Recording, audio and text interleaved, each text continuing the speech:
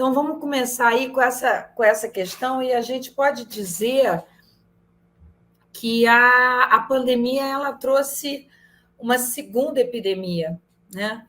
Que é uma epidemia de ansiedade e de outros transtornos também, mas principalmente de ansiedade. Então, em todo mundo, as pessoas estão muito ansiosas, né? E a gente precisa entender, porque o portal é voltado para profissionais do ensino e da assistência em saúde, né? Que os profissionais de saúde têm uma representação muito importante de ajuda nesse processo. As pessoas conhecem e confiam nos profissionais que as acompanham. Então, como é que nós podemos ajudar? Então, hoje eu vou falar alternando duas perspectivas, porque são perspectivas que se integram e se complementam. Como a gente cuida das pessoas e como a gente cuida da gente, né? Então, como que a gente pode ajudar? Bom, as pessoas estão ansiosas porque elas têm medo, né? Então, o que elas têm medo? Vamos ver aqui o que está aparecendo aí. A primeira hipótese que vem na nossa cabeça, principalmente no início da pandemia, e agora a gente está numa situação um pouco diferente, com a graça de Deus, eu estou vivendo aqui no Rio de Janeiro uma enorme onda do Ômicron, né? Mas é uma onda diferente, as pessoas estão adoecendo, estão todas adoecendo, mas as pessoas não estão ficando graves, ou seja, a vacinação está cumprindo o seu papel e a sua proposta, né? Quem está internando são as pessoas que não aceitaram se vacinar, 94% parece que das pessoas internadas são pessoas com esquema insuficiente ou ausente. E aí a primeira vem, não, é natural, as pessoas têm medo de morrer. Na verdade, as pessoas, de uma forma geral, elas não têm o medo da morte em si. A maior parte das pessoas é religiosa no nosso país e acredita numa outra vida, né? E isso dá muito apoio nesse momento. Mas elas têm medo de como vai ser essa morte, entende? Como é que é essa morte? Essa morte vai ter dor? Essa morte vai ser em isolamento? Essa morte vai ser em solidão? E aí, realmente, o Covid é especialmente cruel, né?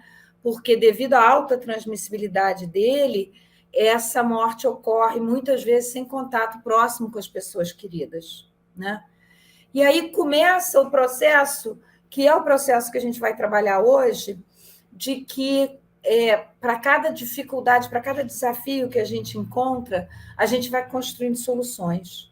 E essas soluções vão transformando a nossa vida, de tal forma que o mundo pós a pandemia não vai ser a mesma coisa do mundo que era. Ah, quando eu vou voltar para a vida como ela era? Provavelmente nunca mais. Muitas mudanças vão ter acontecido. Uma das grandes mudanças é exatamente na área onde esse portal mostra o quanto a UFMA é avançada, que é na questão do mundo virtual, nas conexões, né? Então, se nós ficamos isolados, por outro lado, nós aprendemos a construir soluções de conexão. Os exemplos mais clássicos foram aos pacientes graves internados em Covid, a importância do celular, né, esterilizado, protegido, para que eles pudessem, dentro das unidades de terapia intensiva, muitas vezes, ou nas enfermarias, conversar com seus entes queridos. Então, a gente tem novas perspectivas contra a solidão, de criação de comunicação através da tecnologia.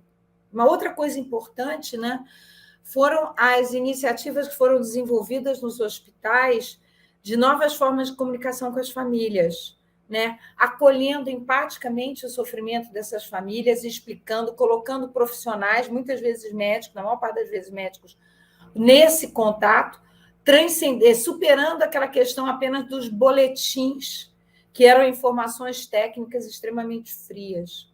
Então, o que a gente vê, e eu acho que isso é uma coisa importante para a gente perceber como é que a gente vai superar esse processo em termos de saúde mental, é que cada desafio ele traz possibilidades de soluções criativas.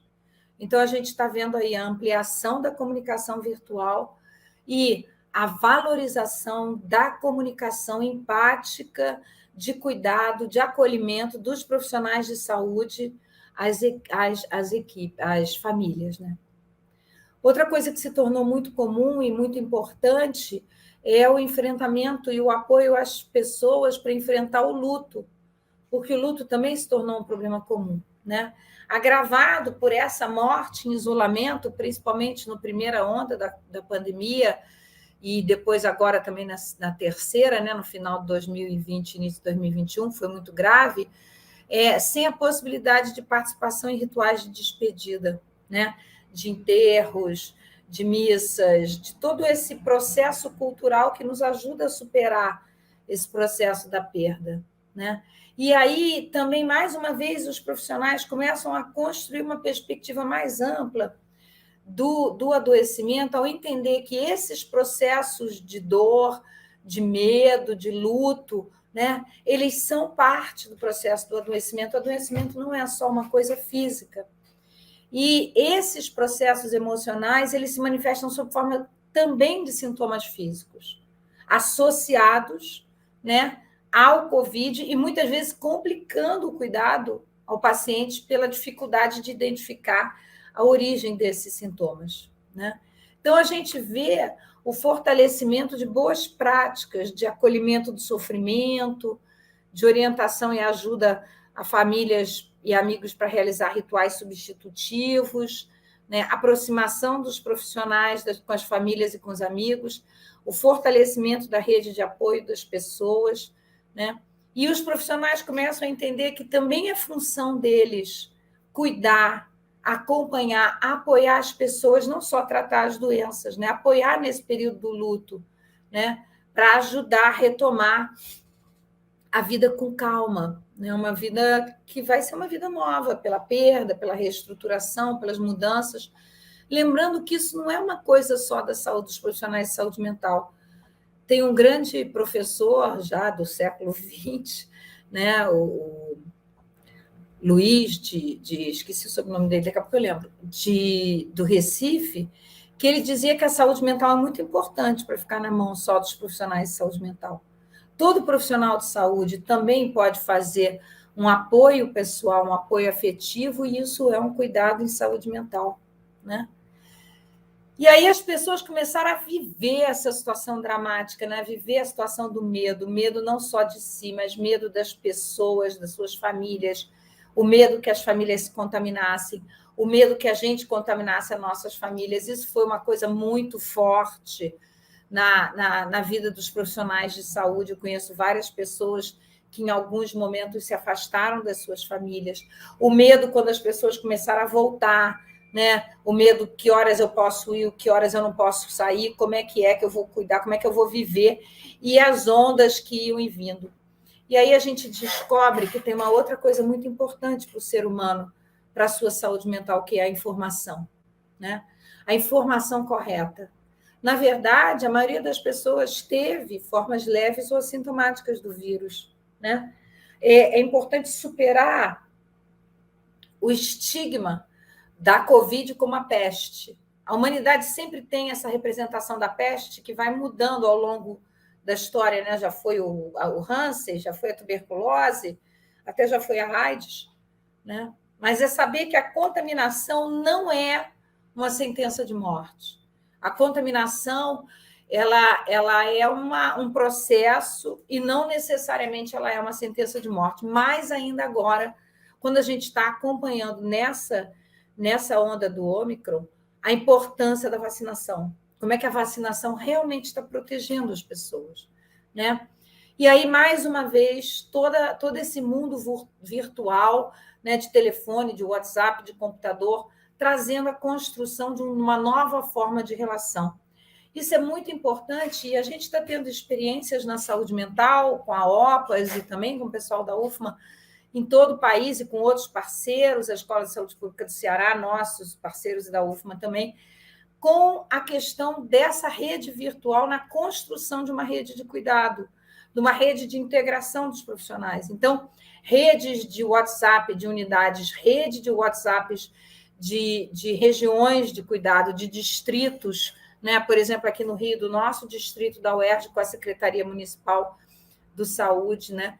E esse outro aspecto importante que se destaca, que é a questão do cuidado aos idosos e a superação do isolamento dos idosos e da importância de que eles também entrem nesse novo mundo conectado, né? Nos idosos, a solidão ainda tem um agravamento da deterioração cognitiva. Então, além do problema do Covid, além do problema do sofrimento emocional, tem essa deterioração cognitiva. Então, mais uma vez, a gente volta a essa frase, né? Contra a solidão, a comunicação. A comunicação, que é essa comunicação virtual, que esse portal também tá tentando implementar, no sentido de que as pessoas não estão sozinhas no cuidado da sua própria saúde, existe uma rede dentro da instituição onde elas estão. Isso é fundamental, né? Que as redes de cuidado na assistência vão estar conectadas através de WhatsApp, através de e-mail, como, por exemplo, a rede aqui da área programática 22 do Rio de Janeiro, né? E que, então, a gente vai poder aprender a lidar com as situações. Não é uma coisa tudo sim, tudo não, né? Então, por exemplo, entre as ondas, quando houve uma redução da transmissão, uma redução do número de casos, houve a possibilidade de ampliação de grupos restritos, em atividades de ar livre, usando cuidados como máscara, distâncias seguras, e a construção de novas formas de lazer, né? A divulgação enorme da questão dos filmes, das músicas, dos webinários, uma nova. Na área de ensino, então, ampliou-se muito novas formas de aprendizagem. Dizem que o século XXI começou depois da Primeira Guerra Mundial e da pandemia da gripe espanhola. O século XXI enquanto forma de viver do século XX, desculpa.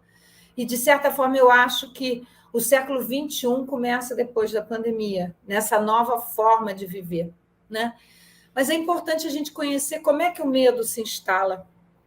O medo se instala a partir da fantasia e da desinformação, né? A nossa mente, e a gente vai ver isso mais adiante em alguns exercícios, ela vagueia sem parar. A gente está sempre pensando em outra coisa, às vezes a gente não está prestando atenção naquilo que a gente faz naquele momento.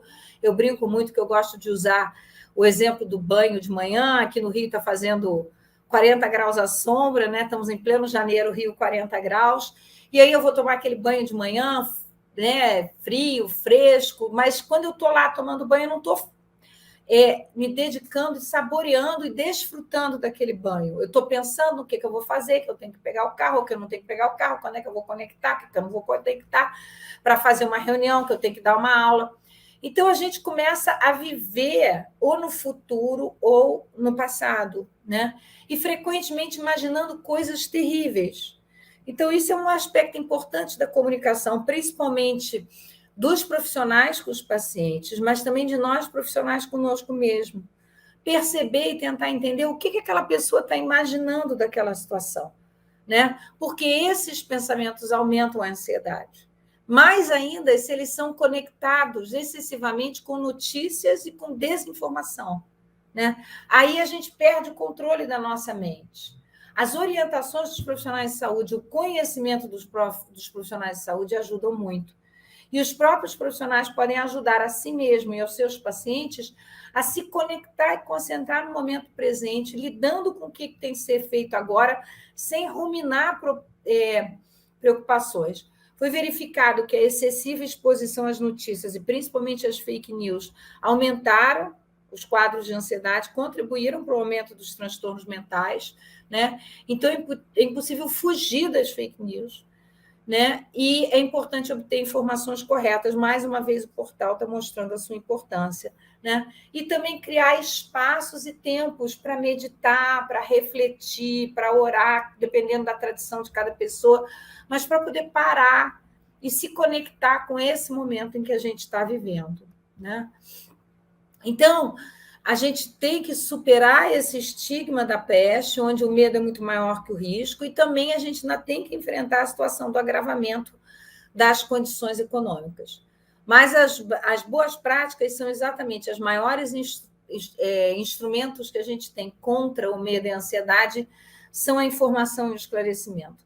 E, mais uma vez, os profissionais de saúde têm um papel importante, né? Nosso papel não é só curar as doenças, nosso papel é cuidar das pessoas. E cuidar das pessoas também é empoderar essas pessoas. Trazer a informação, trazer esclarecimento, escutar, acolher, ser empático com esse medo, construir soluções, não só oferecer soluções, empoderar essas pessoas na construção de novas soluções e novas formas de viver, tá? O medo ele se relaciona muito com a sensação de falta de controle, de ser incapaz de superar problemas, com a sensação de ser desempoderado. Mas, frequentemente, esse desempoderamento vem das fantasias. Então, uma das coisas que eu esclareço, todos os pacientes atendidos nesse período foram feitas discussões, esclarecimentos e conversas sobre o que significa Covid. A Covid não significa que você vai entrar numa sala que tem uma pessoa que tem Covid, você vai sair contaminado e vai morrer. Não é isso. Há uma dose mínima de, vamos dizer assim, de contaminação, de quantidade de contaminação. Se você tiver de máscara, isso reduz. Se a outra pessoa tiver de máscara, isso reduz. Se você tiver distante, isso reduz, no mínimo 2 metros. Se você tiver num ambiente ventilado, isso reduz.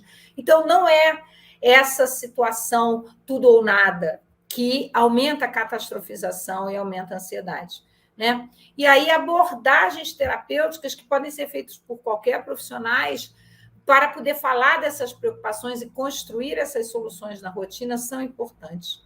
Tem uma coisa que a gente brinca dizendo, falar sobre qualquer tipo de medo é como acender a luz num quarto escuro, tá? Porque isso automaticamente reduz o medo, né? Mas a gente, enquanto profissional, a gente também tem que abrir mão de achar que a gente vai resolver os problemas de medo das pessoas, que a gente vai resolver as dificuldades financeiras que elas estão passando. A gente vai estar apoiando, a gente vai estar junto, a gente vai estar compartilhando. Uma vez me disseram um ditado que eu gosto muito, né? Uma tristeza compartilhada é minha alegria. Então, a gente vai ficar junto. Essa é a proposta também desse grupo e desse portal, né? Então, a gente tem que considerar que a Covid-19 é uma crise humanitária internacional. Ela tem um importante comprometimento do sofrimento emocional, ela tem aumento dos sintomas significativos de estresse e luto, com todas as consequências em termos de saúde mental.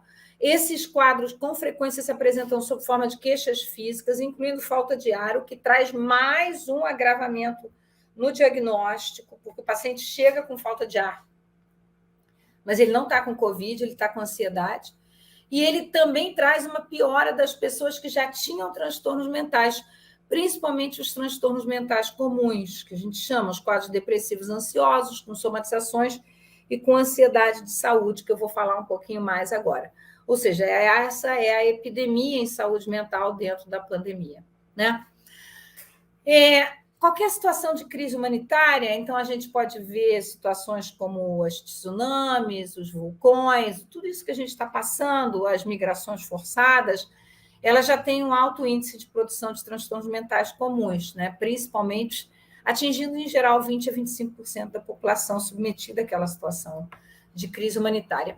No Brasil, principalmente em regiões onde a gente já tem uma vida. Aqui no Rio são as comunidades onde tem violência, onde tem pobreza, muita pobreza, miséria, a gente já teria uma situação semelhante às crises comunitárias.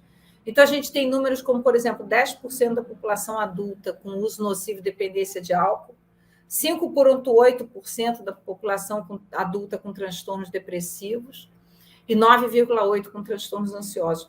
Isso se manifesta nos atendimentos na atenção primária, onde 40% dos pacientes que estão sentados em unidades da atenção primária à espera de consulta para qualquer coisa vão apresentar transtornos depressivos ansiosos. A gente tem esse trabalho publicado, né? Agora, então, isso vai haver aumento dessa demanda aguda, com também o aumento do risco do transtorno de estresse pós-traumático e de outros quadros, né? Olha, só para vocês terem uma ideia, muito precoce na pandemia já se foi verificado um aumento. Então, o estudo do CDC em julho de 2020 mostrou que 40% da população referiu questões mentais ou comportamentais, sendo que 31% sintomas depressivos ansiosos, 26% sintomas relacionados ao estresse, 11% ideação suicida e 13% aumento de uso de substâncias. E principalmente em populações vulneráveis, né? Jovens, negros, hispânicos, trabalhadores de saúde, né? Pessoas que eram cuidadores de outras pessoas da família, né? Então, a gente já estava com essa situação. No Brasil, a gente tem esse aspecto específico, particular da nossa cultura, de que os transtornos ansiosos se apresentam sob forma de queixas físicas, principalmente. E aí a gente tem que superar um erro. Eu sou conhecida por ser uma pessoa muito direta, é um erro, sim. É um erro no modelo em que a gente não vai poder trabalhar com o diagnóstico de uma possível origem emocional de um sintoma como um diagnóstico de exclusão, que a gente aprendeu. Eu aprendi 40 anos atrás na faculdade de medicina. Um sintoma só pode ser considerado de origem emocional quando todo e qualquer diagnóstico físico estiver afastado. Não, senhora, porque não é mais assim, a gente percebe que os sintomas andam juntos, né? Então, quais são os diagnósticos positivos, né? Quer dizer, os sintomas característicos da COVID, febre, tosse, anosmia, quais são os diagnósticos clássicos da ansiedade? Pressão no peito, tremor, nervoso. E aí, novamente, a conversa com o profissional de saúde se torna preciosa nesse processo, né? Então, isso é uma coisa importante na nossa prática assistencial, de entender o quanto o vínculo pessoal e o conhecimento dos nossos pacientes ajuda a que a gente possa ajudá-los, em que eles tenham fácil acesso, em que eles possam fazer teleatendimento. E a gente trabalhou muito com teleatendimento, entendeu? A gente trabalhou com teleatendimento com a primária, a gente trabalhou com telematriciamento na primária, a gente trabalhou com teleatendimento nos grandes centros, aqui no Rio de Janeiro teve na Secretaria de Estado. Então, o que a gente está verificando é que esse teleatendimento está abrindo perspectivas que a gente não tinha acesso tão grande, como, por exemplo, em um trabalho que a gente já desenvolveu junto aí com a UFMA, né, com a Cristiana, no doutorado dela, a questão do suporte até de matriciamento em saúde mental para regiões do Brasil onde você não tem profissional de saúde mental, como a Amazônia. Então, esse processo ele está trazendo também coisas novas e novas alternativas de cuidado, né? Tá? Uma coisa importantíssima, aí sim, em termos de educação permanente, é que os profissionais de saúde da UFMA tomem consciência de uma nova categoria nosológica que aparece na CID-11, que começou agora, que é a ansiedade com a saúde, a Health Anxiety, que é a antiga hipocondria, que é um quadro clínico onde o paciente tem uma preocupação, que pode ser até uma convicção, até um delírio de ter uma determinada doença. Isso é comum em pessoas com risco de vida, por exemplo, pessoas que tiveram câncer, mas também familiares de pessoas que morreram, né? E isso aumentou muito a incidência desses quadros com a pandemia. Então, pessoas com crise de pânico, pessoas que evoluíram com quadros fóbicos, com comportamento evitativo. Eu que trabalho com saúde mental, além dos problemas das pessoas que não se cuidam para prevenir a pandemia, a gente está tendo muita dificuldade, agora não com a onda do Omicron, mas em dezembro, a prevalência, os testagens no Rio estavam quase zero, né? A UERJ foi a Policlínica Piquet Carneiro da UERJ foi um dos maiores centros de testagem de Covid no Rio, né? E em dezembro, antes de explodir a vinda dessa nova variante, né, a gente estava com quase zero de detecção e de transmissão, né? Mas as pessoas não estavam saindo de casa porque elas estão com medo, elas estão com pânico. Então, tem que ter esse processo de esclarecimento de informação. Informação aumenta a sensação de controle, mas tem que ser uma informação de boa qualidade, né? E a integração da saúde mental nos cuidados gerais através dos cuidados colaborativos. Outras duas coisas importantíssimas, e que são áreas em que nós, profissionais de saúde, tendemos a ficar cegos, são a questão da violência doméstica e do uso problemático de álcool, né? A gente tem dificuldade de fazer essa detecção do uso problemático do álcool na primária, por exemplo, apesar de haver instrumentos como a Audit, que são facílimos de aplicar e de detectar que tem padrões de consumo de risco, mas também porque nós, profissionais de saúde, somos, dentre as categorias profissionais, nós estamos incluídos entre aqueles que têm maior consumo de substâncias, consumo problemático de substâncias. Então, é mais ou menos, a gente não olha porque a gente não sabe o que fazer quando a gente vê, mas a gente também tem medo de detectar na gente. E aí, o álcool também se relaciona com a questão da violência doméstica. E aí, a primária, com seu vínculo estável com aquela comunidade, ela aparece como uma referência estável e confiável, né? É importante a gente entender que, para a gente cuidar da saúde mental dessas pessoas, a gente precisa abandonar um pouco esse mito de que nós somos responsáveis por resolver os problemas das pessoas. As pessoas estão desempregadas, as pessoas estão passando fome, muitas vezes, as pessoas têm conflitos familiares, as pessoas estão vivendo processos de luto. A gente não tem que dizer o que o outro tem que fazer, a gente não tem que ter uma postura prescritiva, como é tradicional no modelo do atendimento às doenças, entendeu? O paciente hipertenso não pode comer sal, não pode comer gordura, tem que fazer exercício. Então, esse tem que, na saúde mental, ele apresenta uma diferença, né? E aí a gente vai, então, ter uma sensação também de alívio, porque não somos nós que temos que dizer o que as pessoas vão fazer, mas o nosso papel é ficar junto, é conversar, é ajudar aquela pessoa a reconstruir a vida dela. Mas também existem os problemas clínicos em saúde mental causados pelo Covid, né? O COVID, né? O SARS-CoV, o coronavírus, ele entra no sistema nervoso central, isso é responsável pelos sintomas frequentes de cefaleia e anosmia, e ele compromete o sistema nervoso central. Então, você tem quadros de delírio, o processo inflamatório, todo o processo tromboembólico desencadeado pelo COVID, ele leva a encefalopatias e lesões circulatórias, né, com possíveis causas de AVC e com frequentes alterações de comportamento. Então, é importante que a gente comece a juntar o atendimento, a avaliação psiquiátrica e psicológica no atendimento dos quadros graves de COVID, principalmente a longo prazo, né? Os Covids crônicos que estão aparecendo agora. A gente está meio que... eu não sei se vocês têm essa mesma sensação que eu tenho, a gente está aprendendo a doença com o correr do tempo. O que a gente vê e entende do Covid hoje não é o que acontecia 2 anos atrás, em fevereiro de 2020. Né? Então, a gente também está aprendendo. Isso é uma coisa importante de explicar para a população. Né? Então, o que a gente pode fazer também na saúde mental para cuidar da saúde mental e, principalmente, cuidar da nossa saúde mental? Né? Primeiro, cuidar da saúde mental é parte do cuidado integral contínuo, isso é mais forte ainda na atenção primária, que nessa onda do Ômicron está sendo muito importante. Aqui no Rio, as equipes estão trabalhando de forma alucinada, tem unidades, por exemplo, aqui na Zona da Tijuca, aqui na P22, que semana passada, com 9 equipes, atenderam 6.000 pessoas e tiveram 2.800 testes positivos, tá?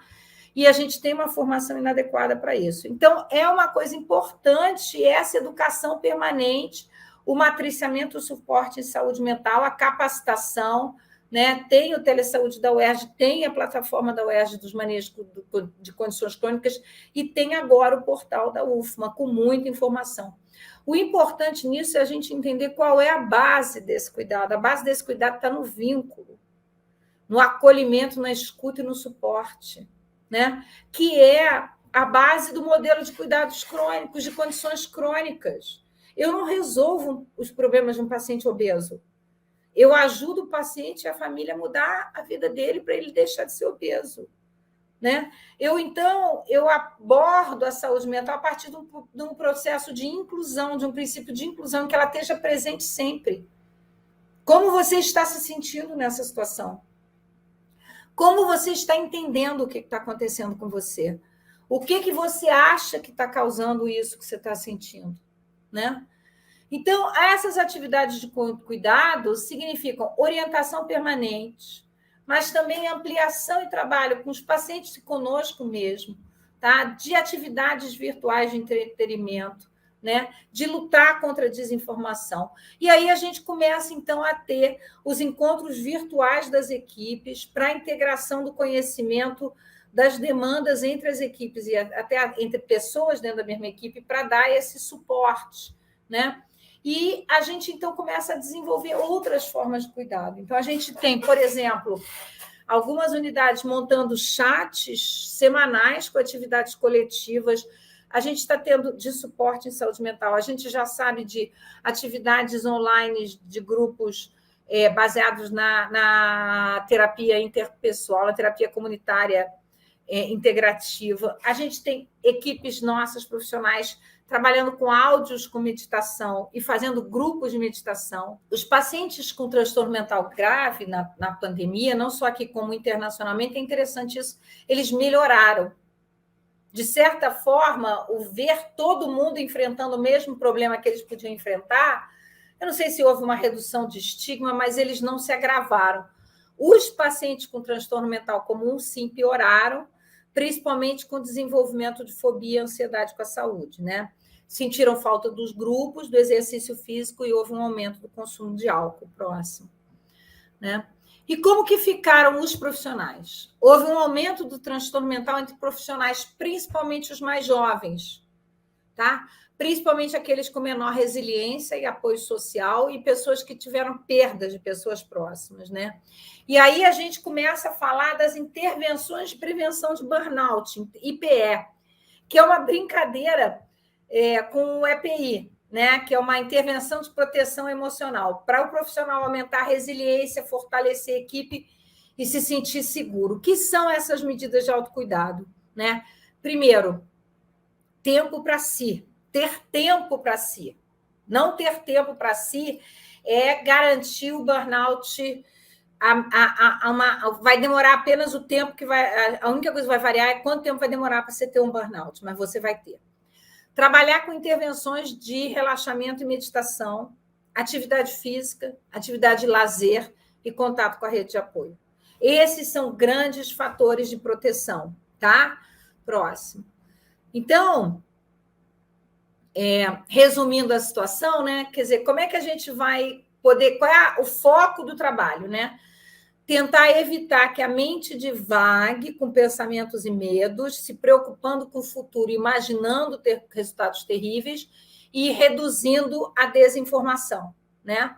No caso junto aos pacientes, a gente vai ter a valorização do vínculo do profissional, o desenvolvimento de novas tecnologias de cuidado, incluindo a tecnologias de apoio, de fortalecimento e empoderamento do apoio social e práticas de atenção plena, relaxamento e meditação, né? E estratégias positivas de defesa. Então, vamos entrar nisso agora um pouco, próximo. Tá? Como superar esse processo? Então, esses efeitos emocionais negativos do isolamento. É uma questão também de mudar de vida.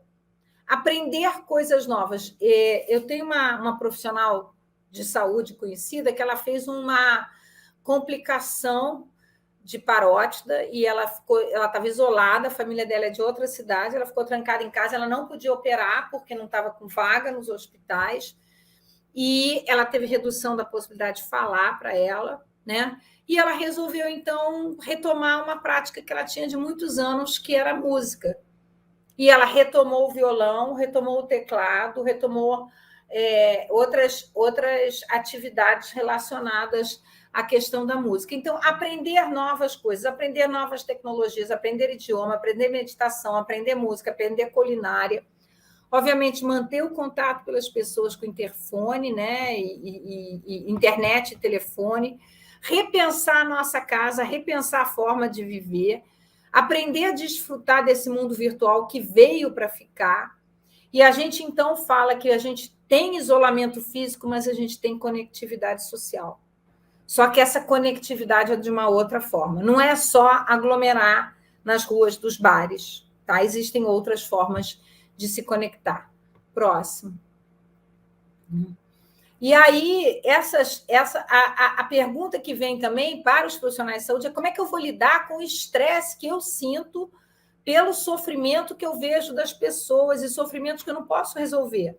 Sofrimentos da fome, do desemprego, da violência. Primeiro, a gente não é responsável por resolver todos os problemas das pessoas. A mudança desse princípio que a gente deixa de ser o responsável por resolver os problemas e a gente passa a ser um parceiro, a gente passa a ser um companheiro que pode ajudar as pessoas, isso é algo fundamental. Tá? Reconhecer e também valorizar o que a gente pode fazer de forma simples, aceitar e refletir sobre o que dá e o que não dá certo, e quais são os limites da nossa atuação. E poder valorizar.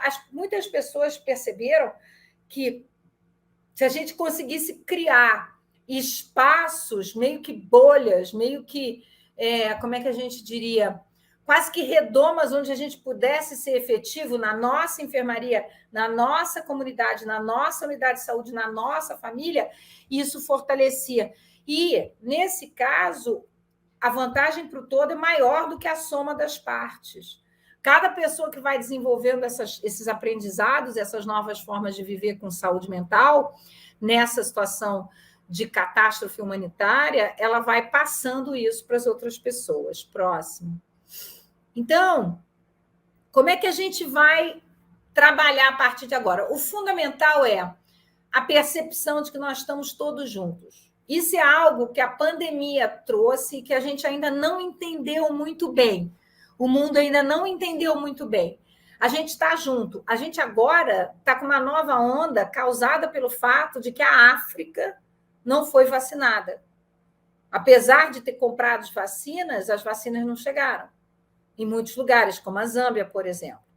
Então, é entender que tudo que a gente faz afeta os outros. Então, se a gente está junto, a melhor forma de trabalhar é criar alternativas e gerenciar as dificuldades, apoiando e recebendo apoio dos colegas de trabalho, apoiando e recebendo apoio da família. Começar a entender que a solução são as soluções compartilhadas, que as soluções são as soluções de parceria. Próximo, né? Que a gente realmente, mais do que nunca, a gente está junto, né? Então, um exemplo. Queria que vocês pensassem um pouco sobre as dificuldades que as equipes que vocês trabalham estão passando nesse momento, né? Como que vai lidar com essa dificuldade? O mais importante é poder discutir com aqueles que estão lidando com aquela situação na realidade do dia a dia para construir soluções juntos. Essa é um novo processo de trabalho que está vindo, mesmo estando fazendo home office, mesmo estando afastados. Esse processo de construção coletivas e construções solidárias, eles trazem uma redução desse estresse, né? Próximo. Então, esse trabalho de equipe coletiva, que pode ser online ou não, ele é muito importante. Outra coisa é o processo do autocuidado em saúde, porque o cuidado em saúde muitas vezes é um trabalho estressante, a gente se sente sobrecarregado com aspectos que a gente é incapaz de lidar. Então, uma das coisas que a gente começa a trabalhar com os alunos, com as equipes, é como aplicar essas intervenções psicossociais que a gente vai usar para ajudar as pessoas em si mesmo, como parte desse autocuidado.